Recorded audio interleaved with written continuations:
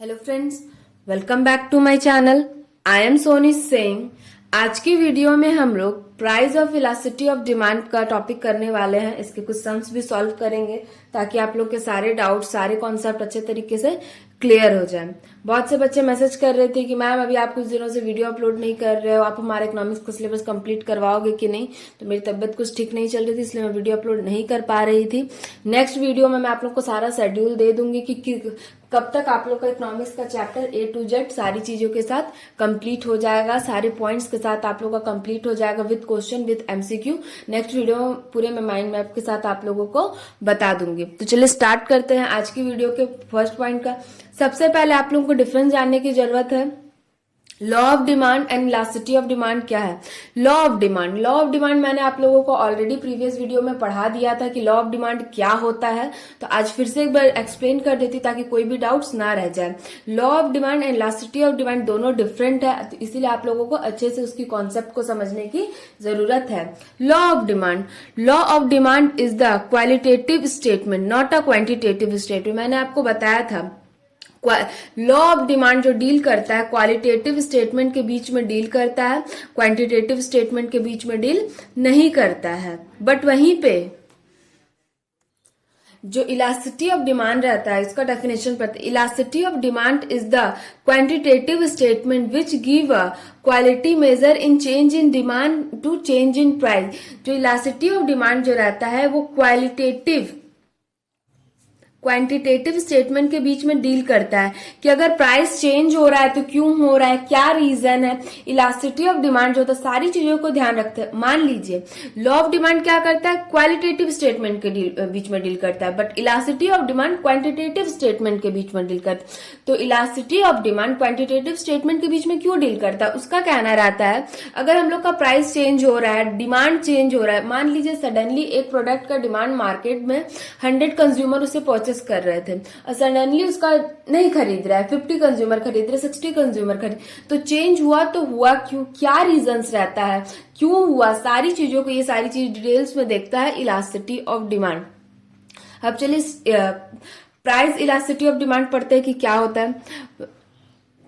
Price elasticity of demand may be defined to the percentage change in the quality demand to a commodity divided by a percentage change in price of the commodity। मतलब जो price elasticity of demand रहता है, quantity demand मतलब demand कितना है quantity का, उसको divide करता है परसेंटेज चेंज प्राइस, मतलब कितना डिमांड है प्लस प्राइस क्या है, उस सारी चीजों से फाइंड आउट करके हम लोग निकालते हैं प्राइस इलास्टिसिटी ऑफ डिमांड। फिर इसका शॉर्ट वर्ड में बोल सकते हैं in the ratio of a percentage change in quantity demand to percentage change in the price of commodity. इसके फॉर्मूला है, इसमें 5 पार्ट्स जो आपको अच्छे से समझ में आनी चाहिए। सारे कॉन्सेप्ट आपको तभी क्लियर होगा प्राइस इलास्टिसिटी ऑफ डिमांड के। तो सबसे पहले जो फॉर्मूला है मैंने यहाँ नोट डाउन किया है, आपको उसे अच्छे से देख लो। प्राइस ऑफ इलास्टिसिटी डिमांड, ठीक है, ये उसका सैंपल आपसे पूछ सकता है, फॉर्मूला भी पूछ सकता है, तो फॉर्मूला आपको ध्यान में रखने की जरूरत है। Proportionate change in quantity demand divided by proportionate change in price. तो ये आपका कैसे निकलेगा, यहाँ पे फिर एक फॉर्मूला दिया है, elasticity of demand equals to delta Q by Q and delta P by P. तो अब डेल्टा क्यू और डेल्टा पी कैसे निकालेंगे। देखिए पी और क्यू तो आपका दिए रहेगा क्वेश्चन में, 2 टाइप में मेजरमेंट में रहेगा, आगे क्वेश्चन करेंगे तो आपको क्लियर होगा। डेल्टा क्यू हम लोग निकालेंगे Q2 माइनस Q1 से, 2 वैल्यू जब रहेगा, एंड डेल्टा पी हम लोग फाइंड आउट करेंगे PQ माइनस P1 से। आपको ये चीज आपको पता होनी चाहिए।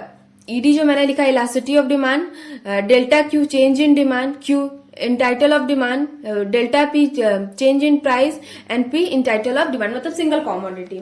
अब देखिए degree of price elasticity of demand, ज्यादा अच्छे से अगर आपको price of elasticity of demand में कुछ भी समझने की जरूरत है तो आपको ये 5 पॉइंट सबसे अच्छे से समझने की जरूरत है, क्योंकि अगर आपसे कुछ सम्स भी पूछे जाते हैं, थ्योरेटिकल क्वेश्चन भी पूछे जाते हैं, कॉन्सेप्ट वाइज भी, तो आपसे ज्यादातर चांसेस है इससे ही पूछे जाएंगे, ठीक है।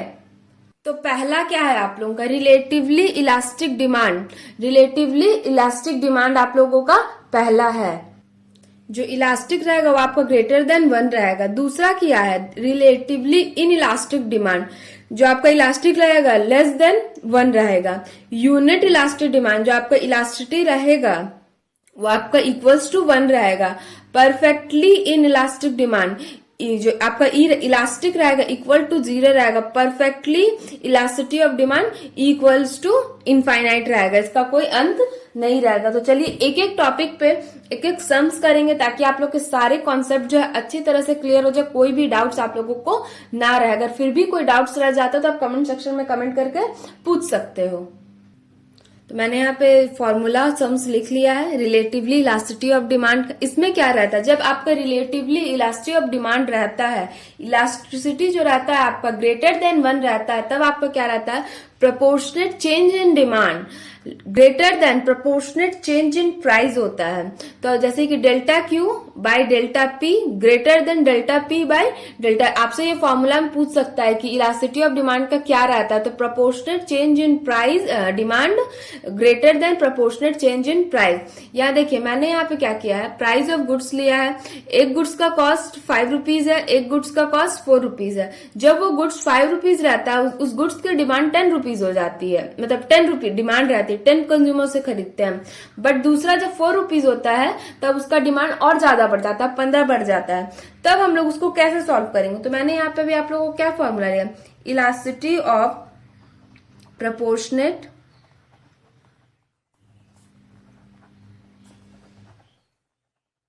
Change in demand divided by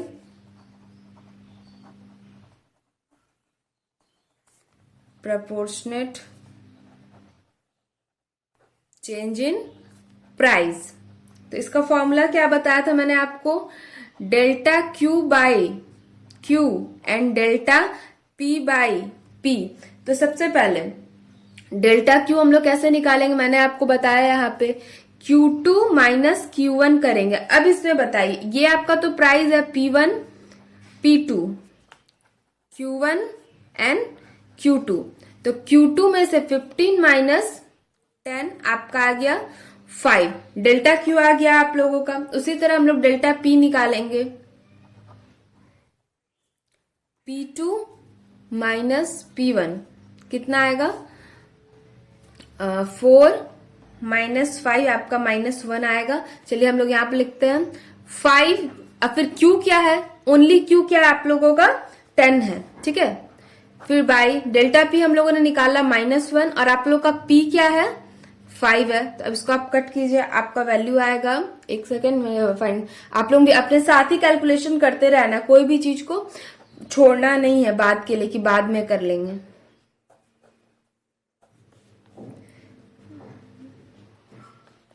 ये आपका आएगा, कटेगा नहीं, ये आपको डिवाइड दोगे तो आपका आएगा -2.5, क्योंकि माइनस का वैल्यू हम लोगों का है ही एक जगह, तो उसको मिस नहीं करना। तो ये क्या हुआ आपका नेगेटिव में चला गया। तो अब भी आपने बोला नेगेटिव में चला गया, तो नेगेटिव में गया, तो इसका मतलब है नेगेटिव साइन जो रिप्रेजेंट करता है प्राइस एंड डिमांड की रिलेशनशिप को, कि जब प्राइस गुड्स था 5 रुपीज तो उसका डिमांड था 10, गुड्स हो गया 4 रुपीज, तो क्या हो गया, मतलब डिमांड बढ़ गया आपका। तो डिमांड प्राइस के घटने से डिमांड बढ़ गया, तो क्या हुआ, इलास्टिसिटी आपका ग्रेटर देन हो गया, वैल्यू हम लोगों का माइनस में आया। आप लोगों को समझ में आया, फिर से एक बार एक्सप्लेन कर रही हूँ ताकि कोई भी डाउट्स आप लोगों को ना रहे, कोई भी पॉइंट आप लोगों को ऐसा ना हो कि समझ में ना आए। देखिए आपका पहला गुड्स का प्राइस क्या था 5, तब आपको 10 कंज्यूमर लेते थे, दूसरा 4 हुआ तो 15, मतलब आप लोग का क्या हुआ, डिमांड जो था आप लोगों का बढ़ा, 5 रुपीज से बढ़ा, तो ग्रेटर देन हुआ ना। सिर्फ ये वैल्यू को नहीं देखना, ये वैल्यू तो हम लोग फाइंड आउट करते हैं, अगर हम लोग को सम्स दिए रहते हैं तो कॉन्सेप्ट क्वेश्चन को निकालने के लिए आपको बोल देगा क्वेश्चन में कि रिलेटिवली इलास्टिसिटी ऑफ डिमांड से निकालिए, relatively in elastic of demand से निकालिए, तब आपको फॉर्मूला बताना होगा कि ये नेगेटिव में जा रहा है कि पॉजिटिव में जा रहा है कि कॉन्स्टेंट रह रहा है कि इनफाइनाइट हो जा रहा है। बट आप लोगों का, आप लोग देखिए कि आप लोग का डिमांड चेंज हो रहा है कि नहीं। Simply relatively elasticity of demand elasticity greater than 1 का फॉर्मूला क्या है? Proportionate change in demand, proportionate demand में चेंज हो जाना है। क्या हुआ? 10 से 15 पे आ गया, प्रोपोर्शनेट चेंज। यहाँ पे प्राइस भी चेंज हुआ, यहाँ पे डिमांड भी चेंज हुआ, कोई कांस्टेंट नहीं, आपका डिमांड भी चेंज होगा एंड प्राइस भी चेंज होगा, और आपका डिमांड जो है वो इंक्रीज होगा और प्राइस जो है आपका डिक्रीज होगा। तो आपको इस चीज को समझना है रिलेटिवली इलास्टिसिटी ऑफ डिमांड में। अब हम लोग, आई होप अगर नहीं समझ में आया तो वीडियो को पॉज करो और बैक जाके देखो, ताकि अच्छे से सारे कॉन्सेप्ट को समझते हुए चलना है। अगर आप चाहोगे इस पे एमसीक्यू क्वेश्चन सॉल्व करना तो मैं आप लोग को करवा दूंगी, कमेंट बॉक्स में कमेंट करना। दूसरे पॉइंट पे चलते हैं, relatively in elasticity of demand. इसमें देखिएगा proportionate change in price, proportionate change in price greater than proportionate change in demand. मतलब यहाँ प्राइस भी चेंज हो रहा और डिमांड भी चेंज हो रहा। तो कैसे हो रहा, क्वेश्चन देखेंगे। Delta P by P greater than delta Q by Q. देखिए मैंने यहाँ पे क्वेश्चन लिखा हुआ है, price of goods and demand of goods. जब प्राइस 10 रुपए था तो 4 लोग खरीदते थे, जब प्राइस 2 हुआ तो 5 लोग खरीदने लगे आप लोगों का गुड्स को। तो क्या हुआ, आपका डिमांड में कुछ ज्यादा चेंज हुआ या प्राइस में कुछ ज्यादा चेंज हुआ? तो आप बोलोगे दी, यहाँ पे हम लोगों ने प्राइस में कुछ ज्यादा चेंज किया है और डिमांड आप लोगों का उसके ज्यादा, डिमांड ज्यादा नहीं बढ़ा लेकिन प्राइस हम लोगों ने ज्यादा चेंज किया। देखिए 10 रुपए था पहला और फिर 2 रुपए किया, यहाँ पे डिफरेंस आया ना। यहाँ पे 4 रुपए था, सिर्फ 1 बढ़ा, तो ज्यादा तो चेंजेस नहीं हुआ। तो इसके लिए क्या फॉर्मूला हम लोग को इसको देखना है, इलास्टिसिटी ऑफ डिमांड का वो नहीं लिख रही है, proportionate change in demand proportionate change in price, सबका तो फॉर्मूला यही रहेगा। यहाँ पे मैं लिख रही हूँ delta Q by Q and delta P by P. तो डेल्टा क्यू हम लोग कैसे निकालेंगे, Q2 माइनस क्यू। पहले इसको नाम दे दीजिएगा आप लोग ताकि आप लोग को डाउट्स ना रहे। P1 P2 Q1 Q2, 5 minus 4 आप लोगों का 1, डेल्टा P आप लोगों का P2 minus P1, 2 minus 10, 2 minus 10 आप लोगों का कितना होगा, -8 आप लोग का हो जाएगा। अब फॉर्मूला क्या है, फॉर्मूला पे आप पुट करते हैं। डेल्टा क्यू क्या निकाला हम लोगों ने 1, डेल्टा P क्या निकाला 8 डिवाइडेड बाय Q क्या है 4 एंड लास्ट में P क्या हम लोगों का, P हम लोगों का 10 है। तो इसको पहले अरेंज करते हैं, -1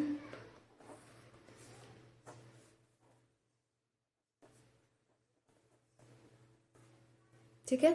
तो ये आपका कट जाएगा 5 एंड 4 16 बाई, तो आप लोग इसको माइनस करोगे तो पूरा आप लोग का डिवाइड दोगे तो आप लोगों का ये आंसर आएगा। मतलब ये आपका क्या क्वांटिटी से कुछ काफी लेस हो गया, इसको आप बोल सकते हैं change in price, demand of goods increase हो गया। मतलब गुड्स का जो डिमांड था वो इंक्रीज हुआ लेकिन ज्यादा वैल्यू में नहीं हुआ, लेकिन आपने जो प्राइस कम किया, आपने गुड्स प्राइस आपका जो दूसरा प्रोडक्ट था P2 था आपका, उससे ज्यादा कोई आप लोगों का इफेक्ट नहीं हुआ। देखिए पहले गुड्स में P1 था तो आपका 4 कंज्यूमर ले रहे थे, डिमांड ऑफ गुड्स था, दूसरे गुड्स में 2 था तो 5 ले रहे थे, तो ज्यादा का डिफरेंस हुआ ना, प्राइस में ज्यादा का डिफरेंस हुआ बट डिमांड्स में ज्यादा का डिफरेंस नहीं हुआ। देखिए सम्स इसलिए करा रही हूँ कि ताकि थोड़े मोड़े कॉन्सेप्ट क्लियर हो जाए। बहुत से बच्चे बोलेंगे दीदी सम्स से थोड़े मोड़े कॉन्सेप्ट क्लियर नहीं, थोड़ा सा कंफ्यूजन हो रहा है। तो आप लोगों को मैं आप लोगों को नेक्स्ट वीडियो में सबका ये वाला जो शॉर्ट नोट्स मैंने यहाँ लिखा है ना, आप लोगों को बस यही ध्यान में रखना है। Proportionate change in price, less than, greater than, demand change हो रहा, delta P upon P, greater than, less than, delta P upon Q, यही हर चीज का। अगर रिलेटिवली इलास्टिसिटी ऑफ डिमांड है तो क्या होगा, रिलेटिवली इनइलास्टिसिटी ऑफ डिमांड है तो क्या होगा। खाली आप लोगों को सबका ये वाली चीज माइंड में रखने की जरूरत है। अगर एमसीक्यू, अगर मैं देखती हूँ 3-4 एमसीक्यू भी मिलेंगे तो नेक्स्ट वीडियो के मैं एमसीक्यू आप लोगों के साथ लाइव डिस्कस कर लूंगी कि अगर ऐसा होता है तो हम लोग इसको कैसे सॉल्व करेंगे। तो आई होप आप लोग के जो भी डाउट्स रहेंगे सारे डाउट्स आप लोगों के क्लियर हो जाएंगे। अब चलते हैं हम लोग अपने क्वेश्चन नंबर 3 पे, जो हम लोग का है यूनिट इलास्टिसिटी ऑफ डिमांड। इसमें क्या है, proportionate change in price greater than proportionate change in demand. इसमें भी क्या हुआ, प्रोपोर्शनेट चेंज इन प्राइस हुआ, proportionate change in demand. Delta P by P greater than delta Q by Q, यहाँ पे लिखा है मैंने। सेम कंडीशन इसका, प्राइस ऑफ गुड्स 10, डिमांड है 100, प्राइस ऑफ गुड्स 15 हुआ, डिमांड हो गया 50। तो एक क्या है हम लोगों का P1 P2। चलिए अब आप मैं 2 मिनट के लिए पॉज कर रही हूँ, आप अब सॉल्व कीजिए, मैं वेट कर रही हूँ कि आपका आंसर क्या आता है, मुझे आंसर बताइए, तब तक मैं अपना कैलकुलेशन करते रहती हूँ कि आप लोगों को कितना समझ में आया है। चलिए वीडियो को पॉज कीजिए और बनाइए, मैं भी बना रही हूँ, मैं बोलूंगी नहीं, आप लोग बनाइए।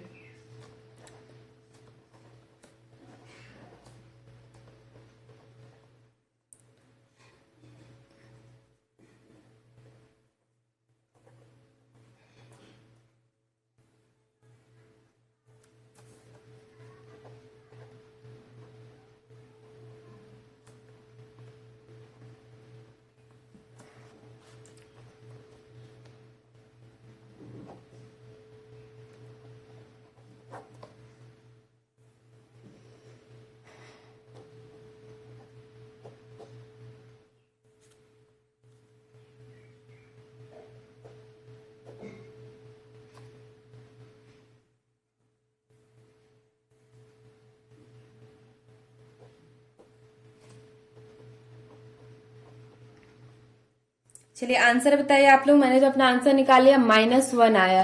Utility of elasticity of demand का जो सम था उसका आंसर -1 आया। क्या आप लोग का भी -1 आंसर आया? अगर आया है तो मतलब आप लोग ऑलमोस्ट सारे कॉन्सेप्ट को समझ गए। कुछ भी नहीं करना है आपको, कोई आपसे कमेंट पास करने नहीं बोलेगा, बस कमेंट ये पास करना है निगेटिव है, पॉजिटिव है, कांस्टेंट है, बस ये सारी चीजों को आप लोग को लिखना है। ठीक है, तो अब देखिए सिर्फ आप लोग को एक फॉर्मूला याद होना चाहिए इलास्टिसिटी ऑफ डिमांड का। Elasticity of demand equals to delta Q by Q, फिर डेल्टा पी बाई पी, ये आप लोगों का फॉर्मूला होगा। तो डेल्टा क्यू निकालने के लिए क्या करते हैं, डेल्टा क्यू निकालने के लिए Q2 माइनस Q1 करते हैं, डेल्टा पी निकालने के लिए P2 माइनस P1 करते हैं हम लोग, तब हम लोगों का आंसर आ जाता है। अब बस 2 बच जाता है, फिर हम लोग चलिए इसको करते हैं। हम लोग का 4th नंबर था perfect in elasticity of demand. Perfect in elasticity कैसे होगा? देखिए जब हम लोगों का प्रोपोर्शनेट चेंज इन डिमांड में चेंज होता है बट प्राइस 0, कैसे? देखिए प्राइस ऑफ गुड्स क्या है, 10 है, पहला P1 है आपका, दूसरा क्या है 19, लेकिन डिमांड पहले में भी वही है, दूसरे में भी वही है, मतलब डिमांड में तो कोई भी चेंज नहीं हुआ है आप लोगों का। मतलब आप लोग का Q1 और Q2 आप लोग का थोड़ा भी चेंज नहीं हुआ है। सॉरी, फॉर्मूला क्या है, elasticity of demand delta Q by Q delta P by P। तो Q2 माइनस Q1 करेंगे तो 100 आप लोगों का 0 आएगा, एंड डेल्टा आपका P2 माइनस P1 करेंगे तो हम लोग का 9 आएगा। ठीक है, अब वैल्यू पुट कीजिए इसका। देखिए इसमें एक फॉर्मूला था, जब यहाँ पे हम लोग क्या करते थे, डिमांड रहता था तो हम लोग अभी तक यहाँ पे रफ में ध्यान दीजिएगा, delta P less than greater than delta Q, and delta Q किसका साइन है, P किसका साइन है, प्राइस का। लेकिन यहाँ डिमांड में चेंज हो तो क्वांटिटी का चेंज का बात है, तो इसका फॉर्मूला सिर्फ आपका है डेल्टा Q बाई Q। तो ये क्या हुआ आप लोग का इक्वल्स टू आप लोगों का 0 हो गया। अब इलास्टिसिटी ऑफ डिमांड आप लोग का क्या था, यहाँ पे आप लोग फॉर्मूला में पुट करो, ये तो आपका एज इट इज सेम आएगा। ठीक है, P क्या आया, ये यहाँ पे आया, और P1 आप लोगों का 10 हुआ, तो ऊपर में 0, सॉरी इसको अब यहाँ पे ध्यान देने की जरूरत ही नहीं है। रीजन क्यों, क्योंकि यहाँ पे प्राइस में तो कोई चेंजेस हुआ ही नहीं है, प्राइस को तो इसमें कंसीडर किया ही नहीं है, प्रोपोर्शनेट चेंज इन डिमांड है, तो इसका वैल्यू आप लोगों का 0 ही आएगा। क्योंकि डेल्टा आप देखिए, क्योंकि क्वांटिटी में कुछ चेंजेस ही नहीं है। Perfect in elasticity of demand का होता है इलास्टिसिटी इक्वल्स टू 0, मतलब प्रोपोर्शनेट चेंज इन डिमांड। हो सकता है कभी प्राइस कांस्टेंट रहे और डिमांड चेंज हो जाए, लेकिन ज्यादातर ऑलवेज आप लोगों का क्वेश्चन अगर आपसे पूछता है तो आपसे इसी बेसिस में आपसे पूछा जाएगा। तो perfect inelasticity of demand equals to elasticity equals to 0, तो उसका फॉर्मूला है proportionate change in demand equals to 0 and delta Q by Q equals to 0। अब चलते हैं नेक्स्ट क्वेश्चन पे। यहाँ पे मैंने क्वेश्चन लिखा नहीं है, देखिए यहाँ पे एक minute. Perfectly in elasticity of demand equals to infinite का साइन है 0, demand change without any change in price. Demand यहाँ पे क्या हुआ था, क्वांटिटी चेंज नहीं हुआ था, लेकिन यहाँ पे हम लोग का क्वांटिटी चेंज हुआ है लेकिन डिमांड चेंज नहीं हुआ। मैं यहाँ पे लिखती हूँ, शायद मिस हो गया क्वेश्चन लिखना। Price of goods, demand of goods, price आपका 10 P1A हो गया, P2A हो गया एंड 100 120, ये आप लोग का हो गया। तो इसका क्या है, जैसे कि यहाँ पे क्वांटिटी चेंज हुआ और यहाँ पे तो क्वांटिटी चेंज हुआ लेकिन यहाँ पे प्राइस चेंज हुआ, क्वांटिटी चेंज नहीं हुआ, तो इसके लिए क्या होगा, delta P by P equals to 0। तो इसका आंसर आप निकालिए। इसका आंसर भी आपका प्राइस का कोई चेंज ही नहीं हुआ तो डिमांड आपका कोई फर्क पड़ेगा नहीं, तो इसके लिए आपका ऑलवेज इनफाइनाइट आपका आंसर हो जाएगा। इसका वैल्यू वही रहेगा लेकिन इसका आंसर इनफाइनाइट आपका हो जाएगा, डेल्टा P बाई P। तो आई होप आप लोग आज की वीडियो में सारे कॉन्सेप्ट समझ में आए होंगे। अगर कोई भी पॉइंट रह जाता है तो कमेंट सेक्शन में कमेंट कर लो, नेक्स्ट वीडियो में मैं उसको एक्सप्लेन कर दूंगी कि आप लोग को कोई भी डाउट्स ना रहे। और आप लोगों का मैं जल्दी ही शेड्यूल बना दे रही हूँ कि किस किस दिन वीडियो कौन कौन से सब्जेक्ट की अपलोड होगी। इकोनॉमिक्स का ज्यादा फोकस रहेगा क्योंकि इकोनॉमिक्स के लिए बच्चे ज्यादा डिमांड कर रहे हैं। फिर बीएसटी और अकाउंट्स की भी वीडियो कंटिन्यूअसली चैनल पे अपलोड होगी। आप लोग का नवंबर मिड ऑफ नवंबर से आई थिंक एग्जाम होने के चांसेस है। देखिए क्या होता है, सारे फेस्टिवल जब तक खत्म हो जाएंगे उसके बाद ही मे भी स्टार्ट हो, क्योंकि अभी तक कोई भी डेट शीट नहीं आया है। बहुत से बच्चे गेस्ट पेपर बोल रहे थे, देखिए मैं अभी आप लोग को सजेस्ट करूंगी कोई भी गेस्ट पेपर मत लो, क्योंकि मैं भी अभी 3-4 दिन से तबियत खराब थी, इसलिए टेलीग्राम चैनल पे कोई क्वेश्चन नहीं भेज रही थी। फिर जैक बोर्ड आपका मॉडल टेस्ट पेपर देगा ही, वो आप लोग के लिए इनफ है। मैं अभी आप लोग को करा रही हूँ। अगर आप कहीं और इन्वेस्ट करना चाहते हैं तो देख लो अपने रिक्वायरमेंट के अकॉर्डिंग। मुझे नहीं लगता कि आप लोग को कोई भी गेस्ट पेपर की रिक्वायरमेंट है। Thank you for watching this video guys. अगर वीडियो पसंद आती है तो लाइक करना, चैनल पर नए हो तो चैनल को सब्सक्राइब कर लो और अपने दोस्तों के साथ भी शेयर जरूर करना। Thank you so much.